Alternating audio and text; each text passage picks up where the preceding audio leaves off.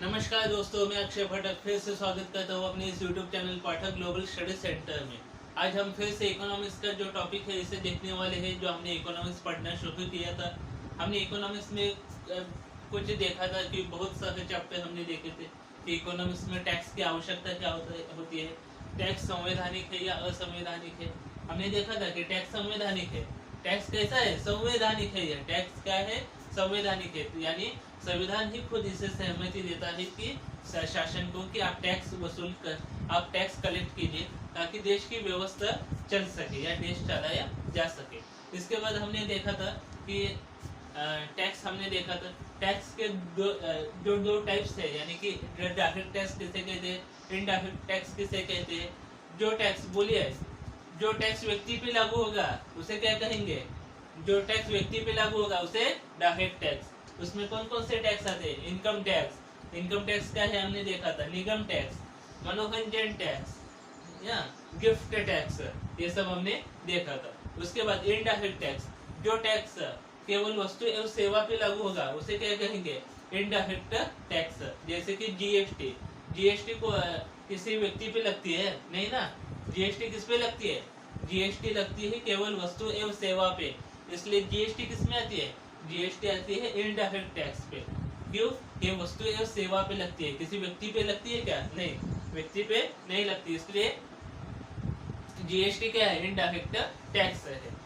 चलिए, हमने पिछला जो वीडियो था उसमें हमने देखा था कि ब्लैक मनी कैसे बनती है। ब्लैक मनी कैसे बनती है, अब हमने देखा था कि ब्लैक मनी किस तरह से बनती है। ये जो लेक्चर है ना, ये सभी प्रकार के कॉम्पिटिटिव एग्जाम के लिए अति आवश्यक है, चाहे वे कौन सी भी एग्जाम हो। जिस एग्जाम में इकोनॉमिक्स का सब्जेक्ट आता है उस सभी एग्जाम के लिए ये सभी वीडियो जो है ये फायदेमंद होने वाले हैं। इसलिए ज़्यादा से ज़्यादा बच्चों तक ये वीडियो जो है ये पहुंचाइए, ताकि उन्हें उनकी जो एग्ज़ाम होगी, चाहे अब अलग अलग एग्ज़ाम जो है ये निकलने वाली है। आज कुछ एग्ज़ाम निकल चुकी है, कुछ एग्ज़ाम की डेट आ चुकी है, कुछ एग्ज़ाम की डेट आने वाली है। उन सभी एग्ज़ाम के लिए, चाहे भी यूपीपीएससी हो या एमपीपीएससी हो या बिहार की कोई एग्ज़ाम हो या एमपीएससी हो या देश लेवल की कोई भी एग्ज़ाम हो या दिल्ली कांस्टेबल की एग्ज़ाम हो, सभी एग्ज़ाम, एसएससी हो, सभी या बैंक के एग्ज़ाम हो, जिसमें इकोनॉमिक्स का सब्जेक्ट आएगा उसके लिए ये जो वीडियो है ये फायदेमंद होने वाली है। इसलिए ये वीडियो ज़्यादा से ज़्यादा बच्चों तक पहुँचाइए ताकि उन्हें इसका फ़ायदा मिल सके।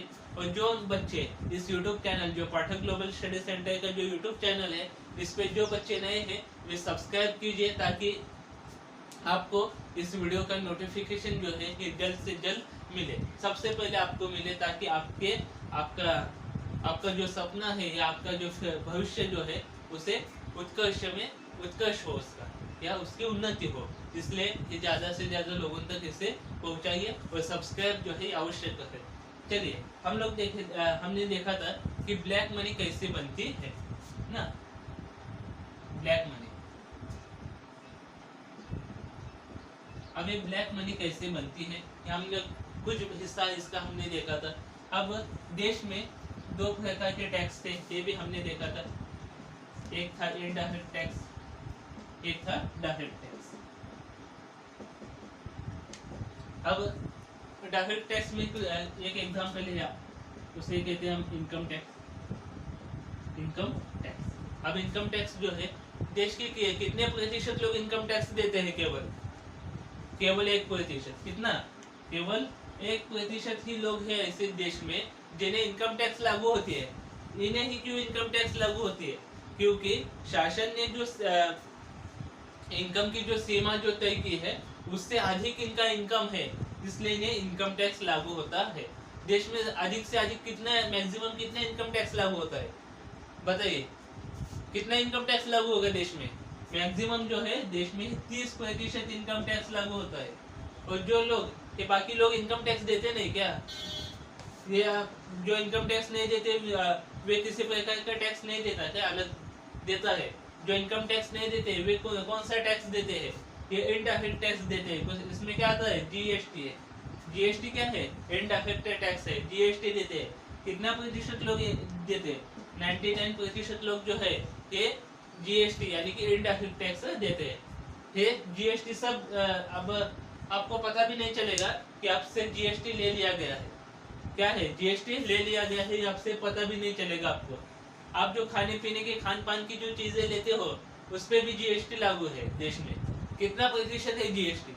हाँ, केवल 5%। जो खान पान की जो चीजें होती है उस पर कितना प्रतिशत जीएसटी लागू है? 5%। शिक्षा पे कितना जीएसटी लागू है देश पे? जो शिक्षा होती है इस शिक्षा पे कितना प्रतिशत जीएसटी लागू है? उस पर 18% जीएसटी देश में लागू है। कितना प्रतिशत? 18%। जो कॉपी किताब होती है उस पर कितना प्रतिशत जीएसटी लागू है? जो किताब होती है कॉपी किताब पे कितना प्रतिशत जीएसटी लागू है? इस पे 0% जीएसटी लागू है। यानी कि असल में ऐसा होना चाहिए देश में कि शिक्षा पे 0% जीएसटी लागू होनी चाहिए। मैं भी मानता हूँ कि टैक्स आवश्यक है, टैक्स के बिना ये देश चल नहीं सकता। या ये नहीं, दुनिया का कोई भी देश जिस टैक्स के बिना चल नहीं सकता। क्यों? उस देश को चलाने के लिए, उसकी व्यवस्था देखने के लिए टैक्स होना आवश्यक है। टैक्स से ही शासन को पैसा मिलता है ना, और उसी पैसे से देश चलाया जाता है, इसलिए टैक्स होना आवश्यक है। लेकिन आप देखिए जो हमारा जो देश है इसमें ऐसे कई बच्चे हैं जो शिक्षा पा नहीं सकते, शिक्षा ले नहीं सकते। ये क्यों होता है ऐसा? क्योंकि देश की जो शिक्षा व्यवस्था है ये बहुत महंगी होने की वजह से ऐसे बहुत सारे बच्चे हैं जो कि शिक्षा नहीं ले सकते। ऐसे बहुत सारे बच्चे हैं आजकल कि जो आज भी जो सरकारी स्कूल जो होता है उसमें जाते हैं। ऐसे बहुत सारे बच्चे हैं जो आज भी सरकारी स्कूल में जाते हैं। सरकारी स्कूल और कई तो ऐसे थोड़े बच्चे हैं, कुछ ही बच्चे हैं जो बड़ी बड़ी जो संस्थाएं होती है उसमें जाके शिक्षा ले सकते हैं। लेकिन ये क्यों होता है? ऐसा सभी बच्चे बड़ी संस्था में जाके शिक्षा क्यों नहीं ले सकते? ये होता है कि शिक्षा व्यवस्था पे जो जीएसटी लागू हुआ है कि 18% जो जीएसटी है बहुत अधिक है। शिक्षा व्यवस्था पे इतना जीएसटी नहीं होना चाहिए। हाँ, कितना होना चाहिए? हाँ, मैं नहीं कहता कि जीएसटी 0% कर दे शिक्षा व्यवस्था पे। हाँ, कम से कम 5% रहती है ना। हमने क्या कहा कि खान पान की जो चीजें हैं उस पर हमने 5% जीएसटी लागू की है। एक इस पे खान पान पे, खान पान की जो चीजें उस पर कितना प्रतिशत जीएसटी लागू है? 5%। क्यों? ये जीवन के लिए आवश्यक होता है। हम लोग जो खाते हैं, अब खाने का जो तेल होता है उस पर कितना प्रतिशत जीएसटी लागू है? 5% जीएसटी लागू है देश में। इसलिए यानी कि जो जीवन के लिए आवश्यक है, इसलिए उस पर केवल हमने 5% जीएसटी लागू किया। जैसे जीवन जीने के लिए खाने की आवश्यकता होती है, वैसे ही हमें जीवन जीने के लिए आजकल शिक्षा की भी आवश्यकता है। एक शिक्षा है, जिस व्यक्ति के पास शिक्षा है उसका इस दुनिया में कोई व्यक्ति शोषण नहीं कर सकता। इसलिए उस व्यक्ति के विकास के लिए, उस व्यक्ति के सेल्फ डेवलपमेंट के लिए हमें उसे शिक्षा देनी बहुत ही आवश्यक है। ये शिक्षा देश में सबसे जो महंगी है आजकल देश में, जो शिक्षा महंगी बनी है उसे कम से कम जो सस्ती है ये हम लोग बनाने की कोशिश करनी चाहिए हमें, तभी तो हमारा देश आगे बढ़ेगा। इसलिए क्या है कि शिक्षा पे कितना प्रतिशत जीएसटी लागू होना चाहिए? ये लगभग 5% जीएसटी जो है ये लागू होना चाहिए। अब हम लोग देख लेंगे कि कैसे हो सकता है। राज्य शासन भी इसके लिए राज्य शासन ने अगर कह दिया कि शिक्षा पे जो जीएसटी लागू की गई है ये कम करनी चाहिए तो ये हो सकता है। हम लोग देखेंगे कि जब हम लोग जीएसटी जो काउंसिल होती है उसमें कौन कौन सदस्य होते हैं, जीएसटी काउंसिल में कितने सदस्य होते हैं, ये जब हम लोग देखेंगे तो जीएसटी काउंसिल में अभी मैं बता देता हूँ कि जीएसटी काउंसिल में सबसे अधिक जो सदस्य होते हैं वे राज्यों से आते हैं। भारत में जितने राज्य है उसी में से जहाँ जहाँ भी विधानसभा होती है उसे आपको मालूम है जहाँ जहाँ विधानसभा है उस राज्य का एक फाइनेंस मिनिस्टर होता है। जिस राज्य का वे सभी राज्यों के फाइनेंस मिनिस्टर जो होते हैं, ये जो जीएसटी काउंसिल जो है, जीएसटी परिषद जो होती है, जीएसटी काउंसिल के सदस्य होते हैं। और जीएसटी काउंसिल जो है ये बहुमत के आधार पर निर्णय लेती है। जीएसटी काउंसिल कैसे निर्णय लेती है? जीएसटी काउंसिल जो है ये बहुमत के आधार पर निर्णय लेती है। इसलिए अगर सभी राज्य के फाइनेंस मिनिस्टर आगे ये कह दे कि जो शिक्षा व्यवस्था की जो जीएसटी लागू की गई है उसे कम कर दिया जाए, तभी ये हो सकता है जीएसटी काउंसिल ये मान लेगी कि हमने जो शिक्षा व्यवस्था पे इतने जीएसटी जो लागू की है उसे कम किया जा सकता है। उसे कम कर लेंगे तो देश की शिक्षा जो है ये थोड़ी जो है ये उसकी जो महंगाई है ये कम होगी, तब सभी बच्चे जो है यहाँ पे शिक्षा ले सकते हैं। ये कब होगा?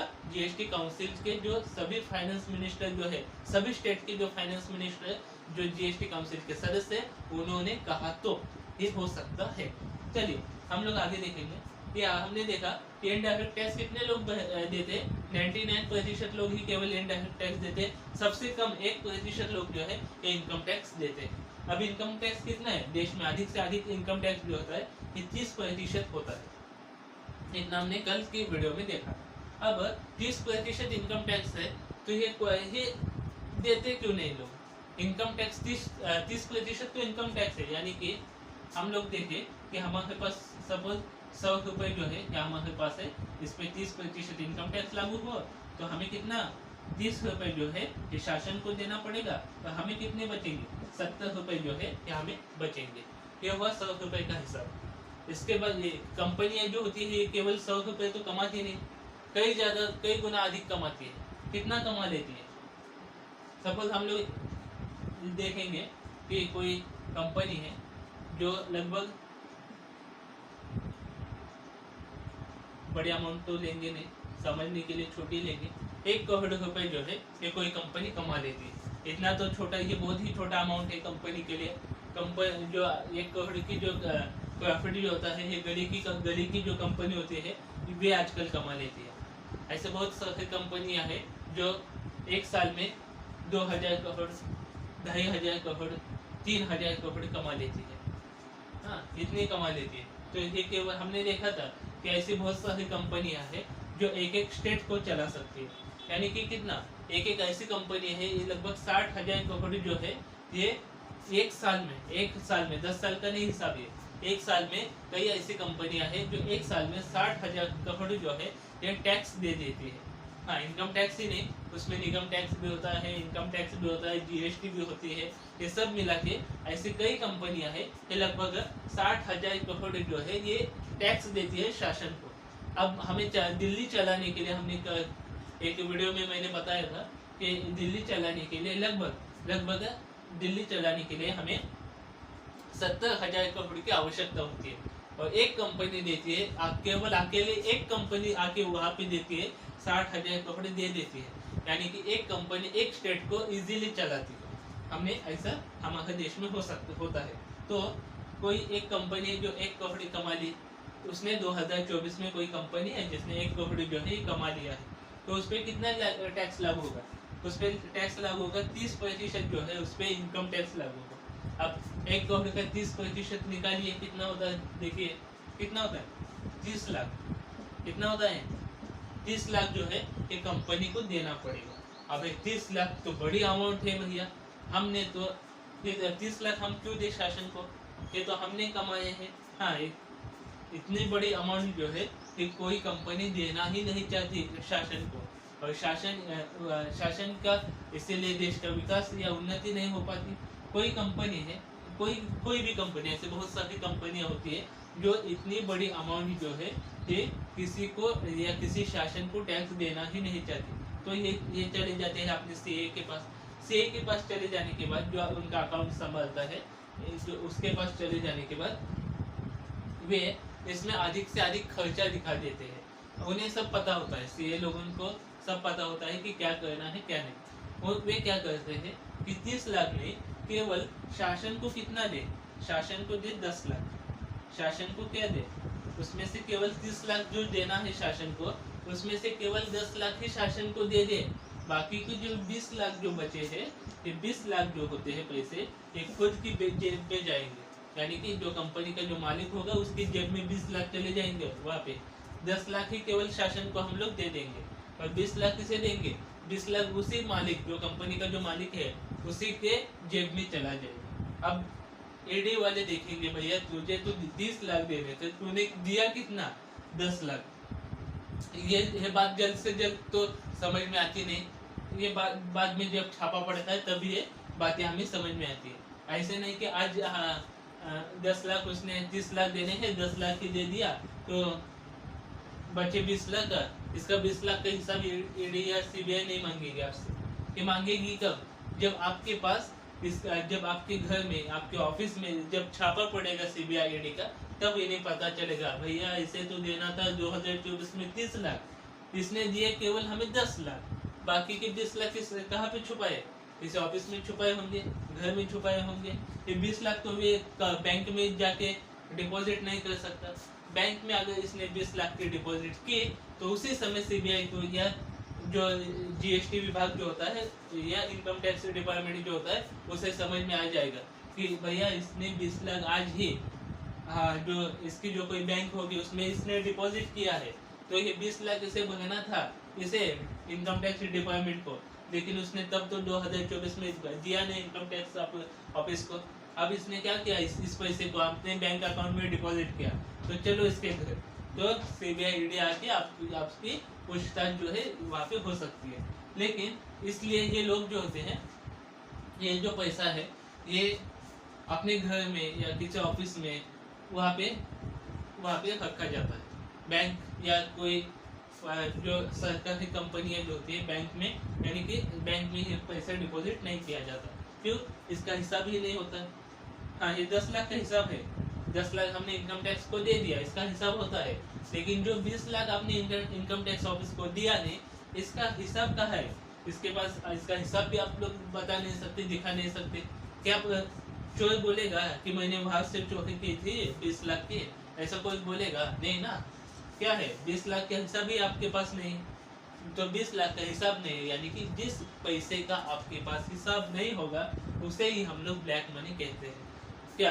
जिस पैसे का आपके पास हिसाब ही नहीं है उसे ही हम लोग क्या कहेंगे? उसे ही हम लोग ब्लैक मनी कहते हैं। समझ में आ गई ये बात?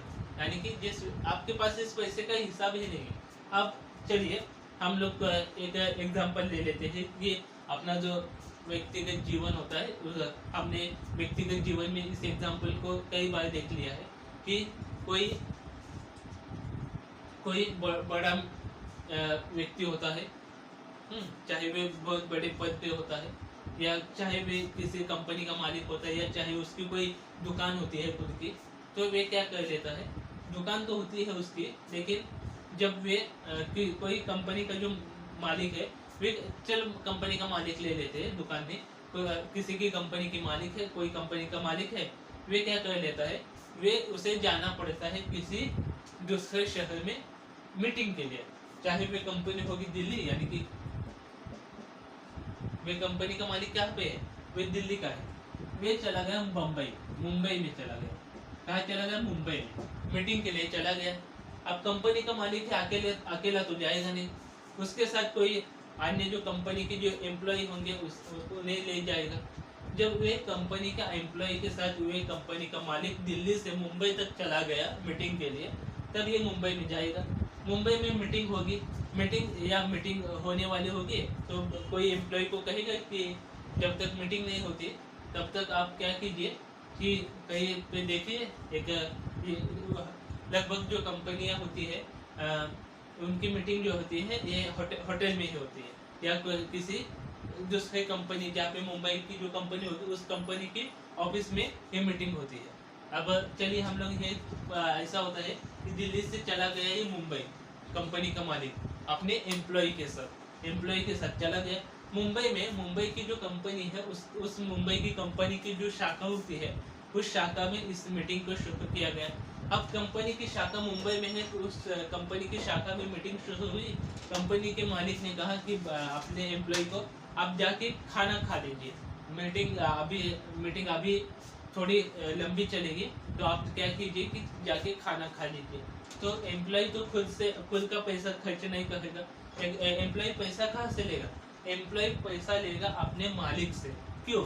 क्योंकि वे काम की वजह से मुंबई आए हैं, खुद घूमने के लिए तो नहीं आए ना मुंबई, तो ये काम की वजह से, यानी कि जो ऑफिस का जो काम होता है कंपनी का, इसीलिए ये दिल्ली से मुंबई आए हैं। तो ये एम्प्लॉय क्या कहेगा, ठीक है साहब आप मीटिंग कीजिए, मैं तब तक खाना खा के आता हूँ। क्योंकि ये जो मीटिंग होती है ये बड़े बिजनेसमैन होते हैं उन्हीं वे वही जो व्यक्ति होते हैं वहाँ पे बैठते हैं। जो कंपनी के एम्प्लॉय होते हैं उनका काम इतना नहीं होता ऑफिस में या उस मीटिंग में, तो वे खाना खाने के लिए चला गया। वही उसने पैसे कहाँ से लिए? उसने पैसे लिए अपने मालिक से, जो कंपनी का जो मालिक है उससे उसने पैसे लिए। सपोज उसने दिए 500 रुपये। कितने दिए? जा भैया 500 रुपये से खाना खा के आ। तो वे चला गया एम्प्लॉय किसी होटल या ये किसी छोटे ढाबे पे, और वहाँ पे उसने खाना खाया। उसने खाना खाया केवल 300 रुपये का। उसने खाना कितने का खाया? 300 रुपये में उसका पेट भर गया, या उसने केवल 300 रुपये का खाना खा लिया। वे वापस आ गया अपने मालिक के पास। वापस आ गया मालिक के पास। मालिक को कहा कि भैया तो नहीं कहेगा क्योंकि वे कंपनी का मालिक है, तो वे कहेगा कि जो मैंने जो आपने जो 500 रुपये दिए थे उसमें से मैंने खाना खा लिया, उसमें से मुझे कितना खर्च हुआ? उसमें से 400 रुपये खर्च हुआ। कितना खर्च हुआ? 400 रुपये खर्च हुआ था कितना? 300 रुपये ही खर्च हुआ था। इसलिए मालिक को कितना बढ़ता है? 400 रुपये का 400 रुपये खाने के लिए खर्च हो गए ऐसा कहा, और 100 रुपये लौटा दिया मालिक। 100 रुपये किसे लौटा दिया? मालिक को लौटा दिया।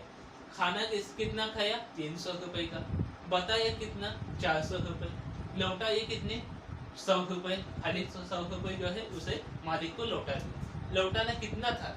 असल में उसे लौटाना कितना था? 300 रुपये खाने के लिए चले गए। 500 में से 300 का उसने खाना खा लिया।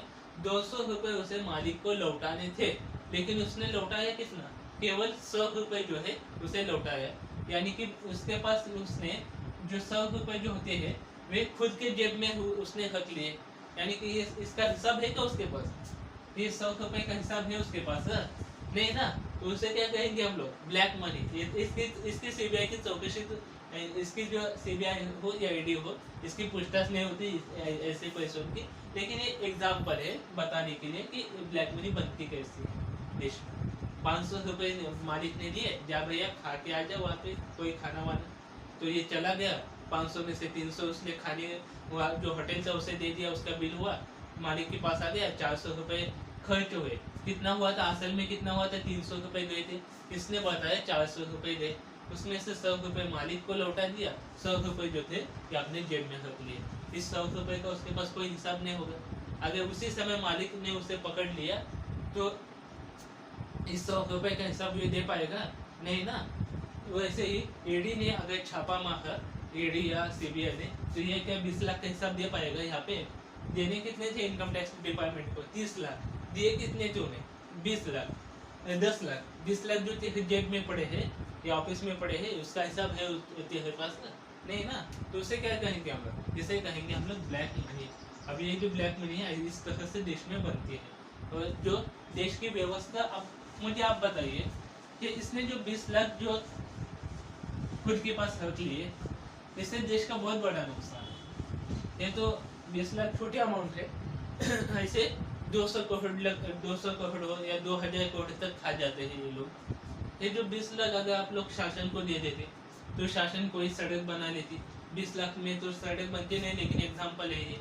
20 लाख अगर आप शासन को दे देते तो शासन उससे सड़क बनाती, कोई स्कूल बनाते, कोई डैम बना लेते, किसी किसान को दे देते। यानी कि किसान की जो कर्ज माफी होती है उसमें ये पैसा लगता। कोई अलग जो पॉलिसी होती है, महिलाएं हो, बालक हो, उनके लिए जो शासन जो पॉलिसी बनाता है उसके लिए ये पैसे जो है उसका उपयोग किया जाता। लेकिन आपने ही 20 लाख नहीं दिए शासन को, इसलिए इस जनता का नुकसान हुआ ना। इसमें नुकसान किसका हुआ? जनता का नुकसान हुआ। इसलिए ये बात जो है गलत है। इसलिए जिस व्यक्ति को हमें पैसों के यानी कि जिसे इनकम टैक्स लगता है या जिसे किसी भी प्रकार का टैक्स जो है ये लगता है, जिस व्यक्ति को ये टैक्स लागू होता है उसे टैक्स देना चाहिए शासन को, ताकि इससे शासन करें तो इससे देश की प्रगति होगी, इससे देश का विकास होगा, आम जनता का विकास होगा इस पैसे से। इसलिए ये पैसा जो है, आप कहेंगे कि शासन इसे खा लेगा। कैसे खा लेगा भैया? शासन जो इनकम टैक्स होता है, ये जो टैक्स के रास्ते से जो पैसा मिलता है शासन को, उसका हिसाब देना पड़ता है शासन को भी बजट में।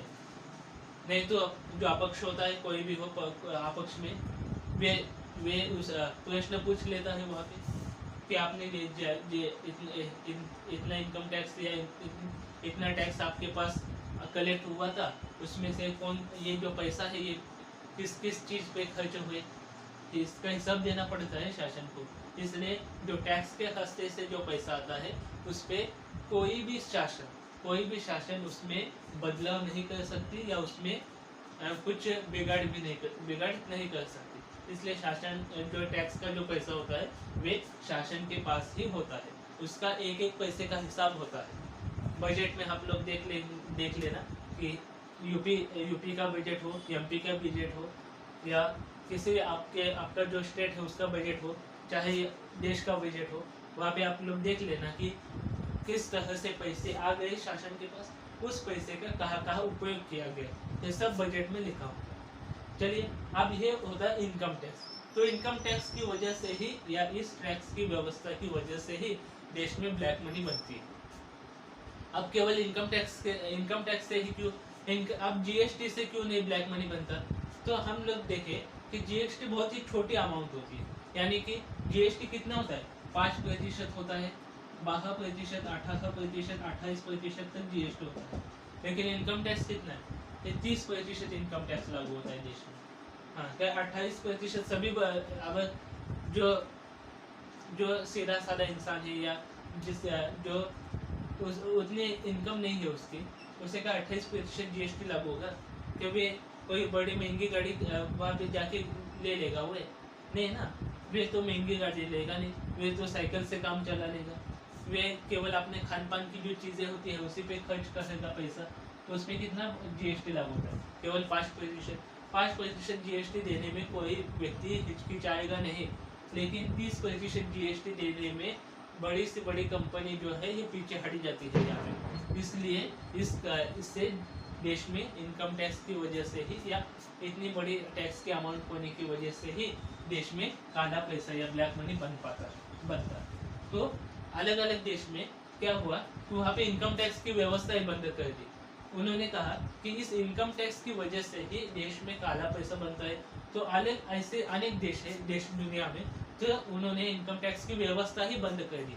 उन्होंने कहा उन्होंने पीटीआई, इसे कहते पर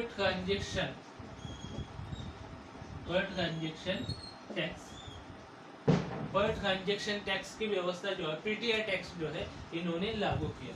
अब पीटीआई टैक्स ये अलग ही मामला है, ये अभी अपने देश में नहीं है। इंडिया में पीटीआई टैक्स लागू नहीं है, होना चाहिए लेकिन अभी नहीं है। आप बता देता हूँ क्यों होना चाहिए देश में पीटीआई का फायदा क्या होता है, ये हम लोग देखने वाले। पीटीआई पर ट्रांजेक्शन टैक्स क्या होता है देख लीजिए। अब ये पीटीआई जो है ये अभी हमारे देश में लागू नहीं है, लागू हो जाएगा भविष्य में। ये लागू हुआ तो इनकम टैक्स को खत्म किया जाएगा, उसके जगह ही पीटीआई को लागू किया जाएगा देश में भविष्य में। तब जो काला पैसा जो होता है ब्लैक मनी, उस पर नियंत्रण कंट्रोल जो है ये हम लोग ला सकते हैं। कैसे ये पीटीआई, कई ऐसे देश है जो पश्चिमी देश है, ऐसे कई पश्चिमी देश है, इन्होंने इनकम टैक्स को हटा दिया। उसकी जगह क्या लागू किया, उसकी जगह उन्होंने पीटीआई पर ट्रांजेक्शन टैक्स की व्यवस्था लागू की। अब ये पीटीआई होता क्या है, ये पीटीआई यानी कि पर ट्रांजेक्शन यानी कि क्या, ट्रांजेक्शन किसे कहते हैं, कोई चीज बेचते हैं या कोई चीज खरीद लेते हैं तो उसे हम लोग क्या कहेंगे, ट्रांजेक्शन। मैंने किसी वस्तु को बेचा या किसी वस्तु को खरीद लिया तो उसे हम लोग क्या कहेंगे, ट्रांजेक्शन। ये कि किसी भी प्रकार का ट्रांजेक्शन आपसे हुआ तो आप पे टैक्स लागू होगा। ये टैक्स बहुत बड़ा है, ये टैक्स लगभग 1% या 2% लागू होगा। कितना, 1% या 2% ये टैक्स लागू होगा। चाहे सपोज आपने कोई 200 रुपीज़ की कोई कॉफ़ी ले ली, क्या ले ली, 200 रुपीज़ की कोई 200 रुपीज़ की कोई किसी ने कॉफ़ी ले ली। अगर इस पे हम लोग 10% जीएसटी लागू कर लेते, जीएसटी तो 10% नहीं, लेकिन समझने के लिए 10% 200 रुपये पे लागू होता है तो कितना आता है, 20 रुपये। 20 रुपये आपको टैक्स देना पड़ेगा। यानी कि ये कॉफ़ी कितने को पड़ेगी, 200 रुपये इसकी मूल कीमत है उस पर टैक्स लागू किया हमने GST 10%। तो ये कॉफी हमें पड़ी 220 में जब हमें कॉफी पड़ लेती है, यानी कि हमें कॉफी लेने के लिए 220 रुपये हमें देने पड़ेंगे। लेकिन ये कब होता है? GST में। वहीं पे हमने देखा कि 200 रुपये की कॉफी है, उस पर केवल हमने 1% जो है ये टैक्स लागू किया। 200 का 1% हम लोग निकाले तो कितना होता है? 2 रुपया। कितना होता है? 2 रुपया। तो हमें कॉफी कितने को मिलेगी? 202 रुपये में हमें कॉफी, वही कॉफी हमें 202 रुपये में मिल जाएगी। अब ये आप देखिए, आप कौन सी कॉफी या आप कौन से टैक्स की व्यवस्था को पसंद करेंगे? 10% वाले टैक्स या 1 या 2% वाले टैक्स को आप लोग पसंद करेंगे? चाहे कोई भी व्यक्ति हो, चाहे वे कितना भी उसके पास पैसा हो, तो वे क्या कहेंगे, ये जो पर ट्रांजेक्शन टैक्स की जो व्यवस्था है ना, ये बहुत अच्छी है। क्यों? इसमें केवल कितना है? 1 या 2%, उससे अधिक टैक्स नहीं लगेगा। 1 या 2% ही देश आपको टैक्स लगेगा ना, चाहे आप लेकिन ये क्या है कि किसी भी कम मूल्य की अगर आप लोग वस्तु ले लेते हैं तभी भी आपको टैक्स देना पड़ेगा। चाहे आप 10 रुपए का कोई कैडबरी ले लें, हाँ आप लेते होंगे ना कैडबरी जो है, या 10 रुपए की कोई चॉकलेट भी ले लेते हैं तो उस पर 1% टैक्स लागू होगा, यानी कि 10% पर 1% जो है टैक्स देना पड़ेगा आपको। वैसे ही यानी कि किसी भी प्रकार का आपसे ट्रांजेक्शन हुआ तो आपसे टैक्स जो है लागू होगा। यानी कि 200 रुपए की कॉफी पे 10% टैक्स लागू होता है तो 20 रुपये टैक्स में चला जाएगा, 220 में आपको कॉफी पड़ेगी। उसी समय पर ट्रांजेक्शन टैक्स देश में लागू हुआ तो केवल 1% या 2% टैक्स 1% या 2% टैक्स व्यवस्था जो है ये देश में लागू होगी। यानी कि 1% हम लोग टैक्स लागू करेंगे उस पर, तो 200 रुपये की जो कॉफी है उस पर 1% टैक्स लागू हुआ तो 2 रुपये टैक्स शासन को मिलेंगे, 200 रुपये कंपनी के चले जाएगा, हमें 202 रुपये में कॉफी मिल सकती है। यानी कि अब मुझे बताइए कि कोई व्यक्ति 20 रुपये टैक्स देने में हिचकिचाएगा, लेकिन कोई व्यक्ति चाहे उसके पास कितना भी उसकी जो इनकम है ये कम होगी, लेकिन वे क्या 2 रुपये का इनकम देश के लिए 2 रुपये जो है टैक्स के रूप में देने के लिए हिचकिचाएगा, पीछे हटेगा? ये नहीं, ये बिंदास दे देगा उस समय बिना टेंशन का, ये 2 रुपये टैक्स वहाँ पे दे देगा। क्यों? टैक्स इतना कम ही है। हाँ, लेकिन ये क्या है? पर ट्रांजेक्शन टैक्स है। आपने ऐसे नहीं कि हमारे देश में आपको हमने बताया था कि कॉपी किताब पे कोई टैक्स नहीं है, लेकिन वहाँ पे कॉपी किताब भी ले लेंगे तो वहाँ पे 1 या 2% टैक्स लागू होगा। आपने 200 रुपये की किताब ले ली तो आपको 202 रुपये में पड़ेगी, उस पर 2% 2 रुपये जो है उस पर उस कॉपी किताब पे हम लोग टैक्स ले लेंगे। यानी कि क्या? ये पर ट्रांजेक्शन टैक्स है। आपने ट्रांजेक्शन किया तो आपको टैक्स लागू होगा, लेकिन इस टैक्स की जो अमाउंट होती है या टैक्स का जो प्रतिशत होता है ये बहुत कम होने के कारण ये बहुत कम पैसा जो है हमें टैक्स के रूप में देना पड़ेगा। ये फायदा है। और कम पैसे देना, जब हमें 20 रुपये देने से अच्छा 2 रुपये दे देंगे टैक्स के शासन को, तो हम लोग हिचकिचाएंगे, कोई व्यक्ति हिचकिचाएगा नहीं, कोई व्यक्ति पीछे नहीं हटेगा, तो शासन को भी पैसा मिलेगा, देश की व्यवस्था भी चलेगी और कोई व्यक्ति ब्लैक मनी बनाएगा भी नहीं। क्यों कोई व्यक्ति टेंशन लेगा? इनकम टैक्स की वजह से था तो इनकम टैक्स ईडी की वजह से उसे नींद नहीं आती, लेकिन उसे कहा गया कि भैया आपने कितने कमा लिए? 1 करोड़ कमा लिए, उसमें से केवल 1% शासन को दे दे। 1 करोड़ का शासन 1% शासन को दे दे, 30% देने की कोई आवश्यकता तो है नहीं। 30 लाख मध्ये 1 ही प्रतिशत यानी कि कितना? 1 लाख शासन को दे दे। आपने 1 करोड़ कमा लिए, उस पर केवल 1% शासन को दे दे, 1 लाख शासन को दे देगा। वे हंसते हंसते दे देगा शासन को 1 लाख। क्यों? उसे वे कहेगा कि कोई झंझट ही नहीं है, 1 लाख दिया तो बाकी के जो 99 लाख जो है ये क्या है? वाइट मनी बन जाएगी। ब्लैक मनी का तो कोई ब्लैक मनी छुपाने का कोई टेंशन ही नहीं है उस व्यक्ति को, इसलिए वे क्या हंसते हंसते वे पैसे जो है ये शासन को दे देगा। इसीलिए पर ट्रांजेक्शन टैक्स जो है ये देश में अभी लागू नहीं हुआ, वे लागू हो जाएगा कई भविष्य में। जो फ्यूचर में है पर ट्रांजेक्शन टैक्स देश में लागू होगा, तब ये जो ब्लैक मनी का जो हिस्सा है या ब्लैक मनी जो है जो देश को खोखला बनाती है उसे कंट्रोल में ला सकते हैं। क्या अब पहले क्या था, 1 करोड़ कमा लिया तो उस पर 30% दे दो शासन को, तो 30 लाख देने पड़े थे, तब वो पीछे हटता था। लेकिन अब क्या कहा शासन ने, भैया 30% मत देना, 1% शासन को पर ट्रांजेक्शन टैक्स दे दो, तो 1 लाख देने में ये हंसते हंसते दे देगा वहाँ पे पैसे। इसलिए पर ट्रांजेक्शन टैक्स ये जो एक सोल्यूशन है हमें ब्लैक मनी से बचाने के लिए देश को। जब ये पर ट्रांजेक्शन टैक्स कई कुछ दिनों में लागू भी हो सकता है, हाँ ये कब लागू होगा ये तो मैं बता नहीं सकता, लेकिन कई पश्चिमी ऐसे देश हैं जहाँ पे पर ट्रांजेक्शन टैक्स आज लागू हो चुका है। तो हमारे देश में भी 1 साल 2 साल या कब लागू होगा मैं तो बता नहीं सकता, लेकिन जब लागू होगा तब ये ब्लैक मनी से है हमारे देश की रक्षा जो है ये हो सकती है, हमारा देश बच सकता है। चलिए हमने देखा कि ब्लैक मनी कैसे बनती है, ब्लैक मनी का सोल्यूशन क्या है ये भी हमने देख लिया आज कि पर ट्रांजेक्शन टैक्स जो है इसका सोल्यूशन है। पर ट्रांजेक्शन जो टैक्स होता है उसकी प्रति ये है बहुत कम होने की वजह से देश में इसे लागू किया गया, इसलिए अब तो किसी को दिक्कत नहीं होगी, जनता को भी दिक्कत नहीं, शासन को भी दिक्कत नहीं होगी। इसलिए ब्लैक मनी कैसे बनता है ये हमने देखा, ब्लैक मनी का सॉल्यूशन भी हमने देखा। ऐसे ही नए नए वीडियो जो है इसे देखने के लिए आज ही जो पाठक ग्लोबल स्टडी सेंटर का जो यूट्यूब चैनल है उसे सब्सक्राइब कीजिए और बाजू में जो बेल आइकन दिखाई देता है उस पर क्लिक कीजिए ताकि आपको नए नए वीडियो का जो नोटिफिकेशन जो है ये जल्द से जल्द मिले। जय हिंद, धन्यवाद।